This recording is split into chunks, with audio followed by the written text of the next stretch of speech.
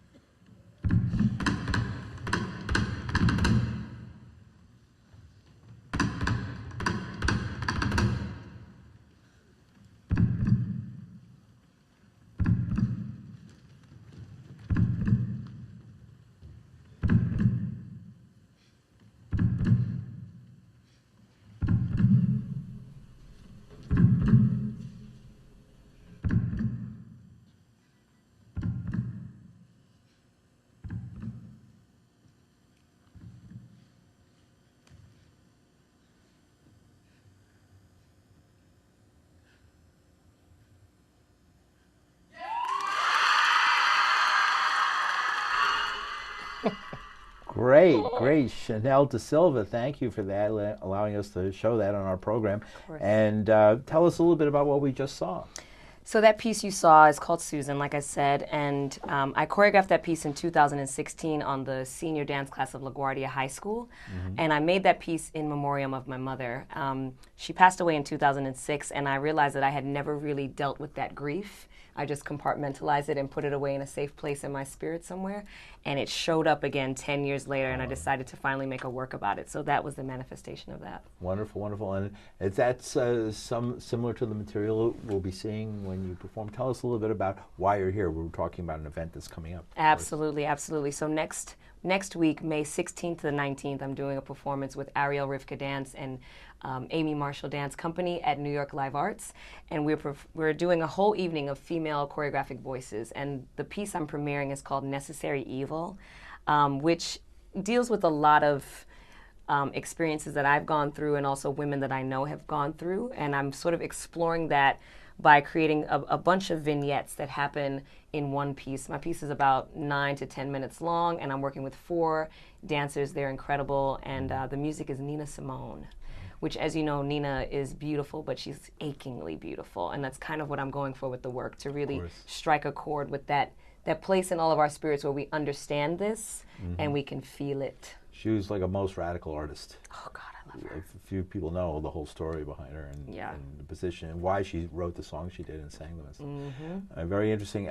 How did you, so tell us, we went a little bit about the mechanics, how you grew up and what this and that, but tell us really what makes a choreo, or how do you decide at one point in your life that you love dance as opposed to dancing?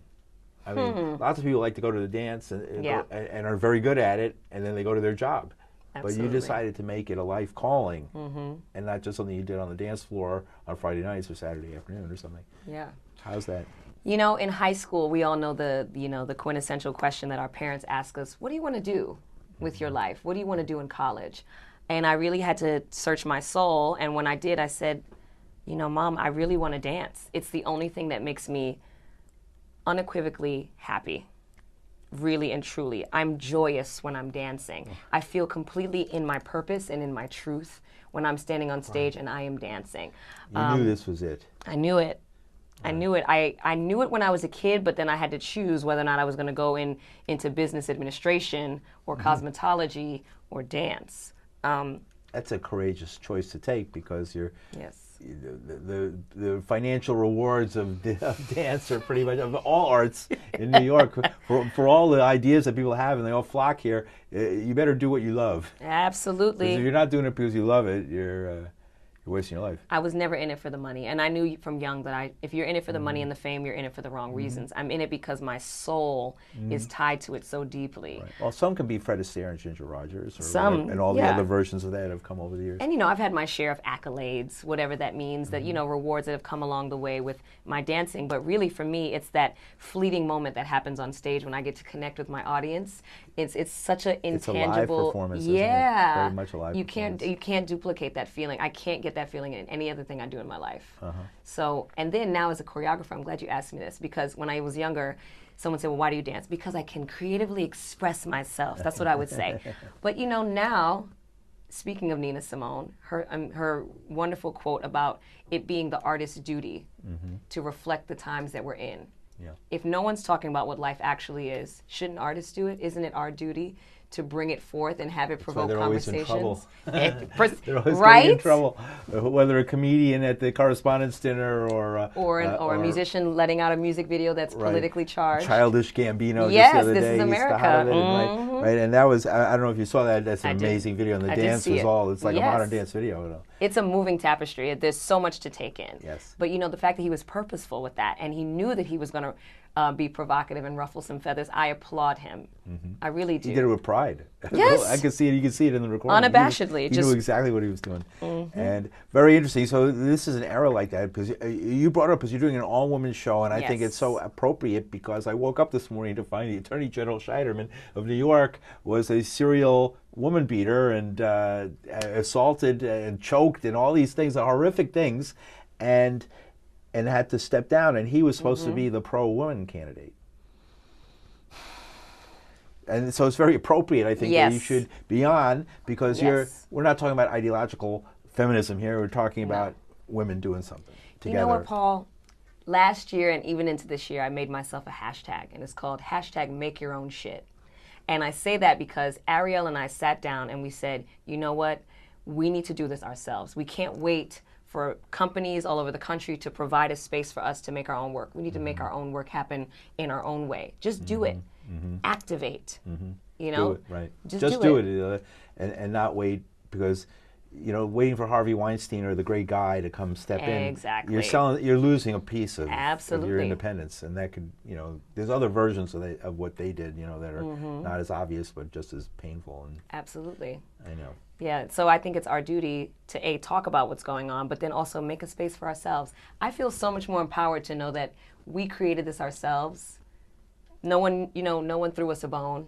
and gave us the women diversity ticket. Right. How did you come to do this? How did you guys come together? Who organized this? Well, it was Ariel's brainchild, and then we sort of worked it out together. But Ariel brought me on to actually do that piece that you just saw, Susan, last September. And then she said, I'm doing this May in New York Live Arts season, and I really want to get some more females in this, in this mix. I said, well, Ariel, why don't we do a whole evening of female choreographic voices? How provocative would that be?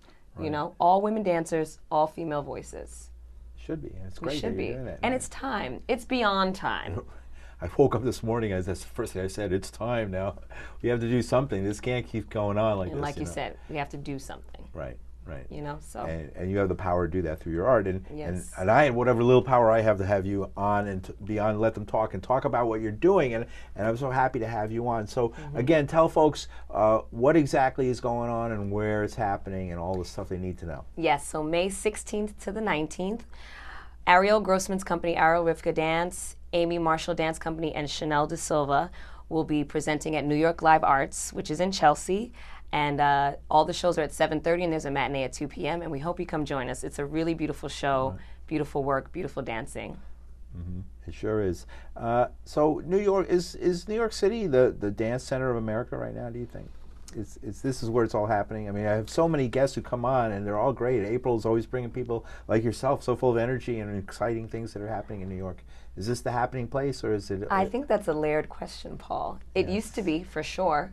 Definitely. I mean, New York is the dance mecca. That's what it's always been known for. We have the dance big party in the streets, I forget when it happened in the summer or something. Everybody's dancing in the streets and everything. For sure. I mean, I never saw a place where dance was put forward like this. In other places, they got other stuff. But I think, and sort of what I loved about Trey McIntyre's model of moving to Boise is that artists are realizing, you know what, maybe I can take my art somewhere else and be just as provocative and powerful in a different pond. Because in New York, it's hard.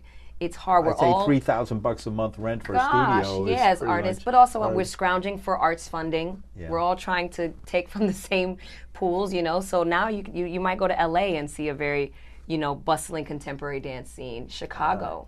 Right. You have to follow Detroit. Even San Francisco. Is happening. Detroit, I heard, is on its way. So it's coming back. Well, you can't hold down Detroit's a great city like that. Oh yeah. It had its problems, but it's coming back. Totally. Storming back like New York. New York had, you're too young to realize, but New York had its day, boy. It's surprising to see everything that's happening now. It's a big change. So I think New York is still the place, and I think New York is trying to find new ways to be innovative and relevant in dance. Right. But other cities they're coming up. They're like, New York is not the only anymore. Right. Do you go on the road? Do you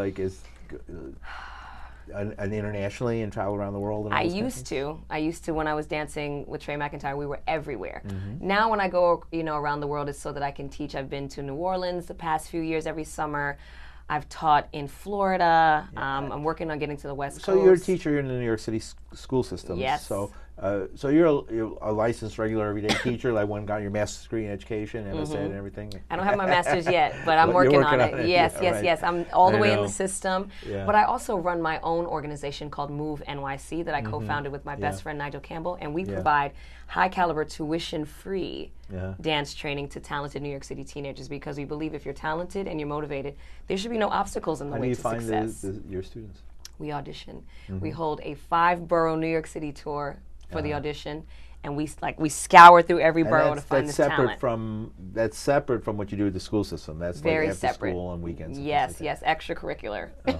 Right. And do you find among your students people who show promise beyond absolutely the Friday night dance floor? Absolutely. For us, it's talent and ambition first, no matter where you come from and what you look like. So we find the talented gems, we cultivate them so that they can be ready to get into a conservatory like Juilliard or SUNY Purchase or Fordham Manley. Right. Oh, wonderful. And so great. So and what's it like teaching dance in a New York City high school? I mean, do people just come in the door? They usually have a certain level, or do people try out and you just have to teach them not every math student is good at math, and how does it work out? Yeah, it's definitely a range of levels. I mean, the kids are coming out of 8th grade where everybody likes to dance. I dance sometimes. That's what I'm thinking. That's what I'm thinking. Right. And LaGuardia High School is a specialized high school. We have incredible academics as well. It's a dual mission school. So these young people come in because they listen, I can get both. Now, between freshman year and senior year, you know, who's going to actually dance professionally gets very narrow. And then we send those groups off to, you know, hopefully a conservatory. What's it about? What is it about when you? What is it the thing that you have to first recognize in yourself to do it professionally? What's the thing that makes the difference? I think you have to want it. That's the first thing. Do you want it? Does it make you happy and joyous to the point where you want it? Do you wake up wanting to dance? Do you live and breathe dance? If you couldn't dance tomorrow, would it just break your heart? That's what you need. Because at the end of the day, if you don't have your own personal drive and ambition, this dance industry will chew you up and spit you out. You're going to hear more no's than yeses. Do you find support in the school system for what you're doing in New York City? I mean, do they give support to arts? I mean, there's been some complaints among parents that they give short shrift to the arts and everybody's doing test prep and all this kind of stuff. Yeah, well, the arts funding is the first to go, unfortunately. I mean, at LaGuardia, where it's a dual mission, we get enough money to make what we have to happen. Right. But, you know, in regular high schools... Sort of like the Fame High School in a way. Yes, it's the Fame School. It is the Fame School. Yes, it is. Okay, I didn't, from the movie. If you saw the movie or the TV program, which I love the TV program.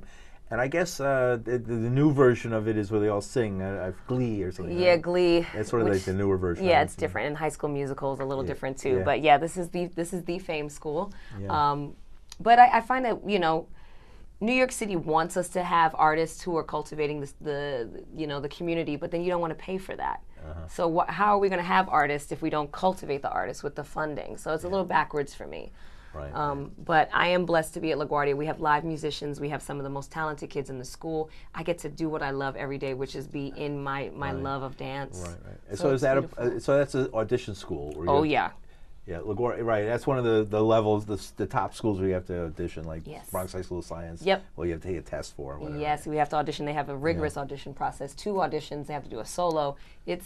Wow. So if you want to go to this high school, guys, get ready to start practicing now. Yes. Time to rehearse. Right? And so, how do you what is the choreographer process? How do you start? Well, I can talk about my choreographic process. Yours, everyone's different, but I most times start with a piece of music. I love music, and if it moves me to dance, I either catalog it as something I'm going to choreograph to later, or I'm like, I have to make this piece immediately. This time with Ariel's company, I had an idea first, and then I was actually making the piece while still searching for the right music, which is the antithesis of how I work usually. So that was a kind of a struggle for me. It kind of scared me a little bit because I was like, I don't have music. I'll just do it in silence. No, I have music now. I found Nina. But usually I find music. I listen to it in my earbuds on the train, and it starts to create this skeleton, this dome of a piece. And I'm like, I know what this piece is. Okay, now I need dancers to fill in the blanks. I need to create something with them. So it sort of like sets the canvas for me, the size of the canvas, the shape of it, and then my dancers are my paint, and I start to paint and What's the notation that you use for choreography? How do you make a notation? Do you draw like each thing like? Well, there is a notation technique, but I don't use it. It's very lengthy and very detailed. So I'll write down words if I have to, but really now that we have documentation like videotape and iPhones, I just videotape everything. I see. It makes it really easy. Right, and then you can. I see. And then you videotape the moves which you would like, and then show them to people, and then they follow that. Is that what you're saying? Sometimes I'll create on myself. I'll improvise in the studio and make up some moves, and then teach that to my dancers. But most times, I'm working on the spot with my dancers, and so once they know it, we have like a chunk. I'll videotape that because dancers can pick up material very easily, but if we leave it for more than a week, it disappears. So I have to document it so we don't forget it. Okay, right. So you can come back to that. So I can come back to it. No, this is what we did. Was the arm here or was it here? Right. Because it's so like it's not even like in the sense of music. It's an audio thing. You can know immediately. Everybody knows music, knows the note. They hear it. Yes. But here, when it's done, it's done. Once it's done, it's done. And if you weren't looking, you missed it. And sometimes I'm making moves and I'm just improvising. And if my dancers aren't watching, I forgot what I did. They didn't see it. The step disappears. You're like, dang it. That felt like it was going to be really good. Oh, really? So it's important. So video has helped a lot. Video is super helpful. iPhones and videos. And like that. Technology when it works for us. It's almost like sports, like football game or something. Let's go to the videotape. Exactly. Replay that. Go back and see. That's very interesting. So when did you actually start working on this project? I started working with my dancers, I would say March. March, we created this really beautiful dance in 4 rehearsals. 4 rehearsals of 2 to 3 hours at a time. I see. So my dancers picked it up very quickly. They were open. Yeah, we made it in 4 rehearsals. That's really quick. That's really quick to make a dance. Right. How did you pick the music? You know, I was listening to an artist called Molly Music, and he sampled Little Girl Blue by Nina Simone. And I was like, this is the song. Oh, so it's when you heard that you decided to go with Nina Simone? Yes, and then I had this song. So it's Little Girl Blue by Nina Simone, and then there's a really beautiful, achingly painful song called I Loves You, Porgy by Nina Simone. Sure, from Porgy and Bess. Yes, but it's like, I don't know. It for me, it's like it hurts, but it's beautiful. Like, you know, one of those things I can't not listen to it, but it's so aching. That's the second song that we're using. So, you know. Great, and so great. So Nina Simone, did you already loved her before, or did you discover her through this process? I already loved her before. I kind of grew up dancing to some of her music. You know, every school that I went to, we all danced to Nemekita Pa. I also danced to this beautiful song called Misunderstood. So I've been listening to her for a while growing up. There's a lot of pain in her voice, but she had a hard life. I mean, she went through a lot of hard stuff. Which is why I think she's appropriate for this piece called Necessary Evil, which I'm tackling, again, things that I've gone through and some of my female colleagues have gone through that we don't always talk about because we don't have the space to talk about it. Or when we talk about it, we're shamed. It's like, what did you do? Well, she had double discrimination because of her politics as well as, you know, everything else, you know. And absolutely. I know. So she seems super fitting for this. Right. You know, even if you don't listen to the lyrics, something about her voice. I love seeing her like when her Panther days when she was with. Yes. Yeah, I remember those days. Those are great. She's such a queen. I love her. Great. So she's very ahead of her time, very with it, and a happening person. Really a person of that time in the '60s, which is more advanced than us in some ways today. Oh yeah. Some aspects of it.